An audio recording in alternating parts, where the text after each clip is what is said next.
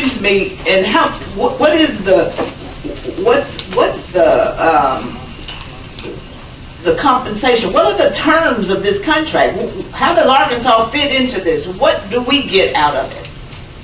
Well, hopefully when you're on a WISCA contract, as like Ida said earlier, you hope with the number of states participating, you have a bunch of vendors under it, you select one of them, you want to do business, you get it at a more cost reasonable price.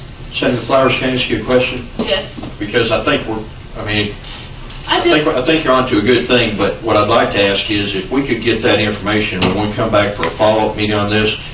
Let's have a little research done on that and bring it back, and I promise you I'll give you a first shot at asking the questions on it when we've got something in front of us. Well, Mr. Chair, my point is, I don't know if I'll be able to take the time to come back to the committee. I'd like to, because this is really fascinating to me. This is just unbelievable.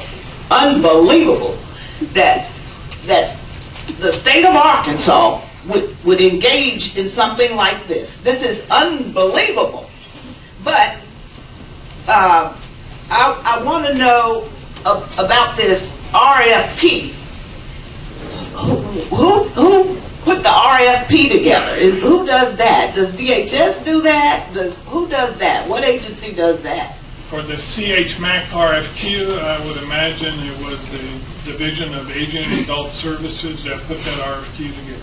And Senator Flowers, we actually have the copies of that, but we didn't want to run hard copies for everybody, but that is going to be emailed out to you by Karen. So all staff members, all committee members, before you come back, you're going to have a copy of all those RFPs, so you can review them and go through and have your list of questions when we come back the next meeting. Maybe the lawyers for this committee might be able to help me understand this. Does a contract or purchase order or RFQ, is that reviewed by DF&A? Is it reviewed by peer? I don't understand how the legislature doesn't see stuff like this. Well, and I think that's part of the rubbing stick is how did this happen that so many dollars got through without the legislative branch being involved in it, and that's why we're having this discussion, is because it was done. And do we have legal staff here that could answer?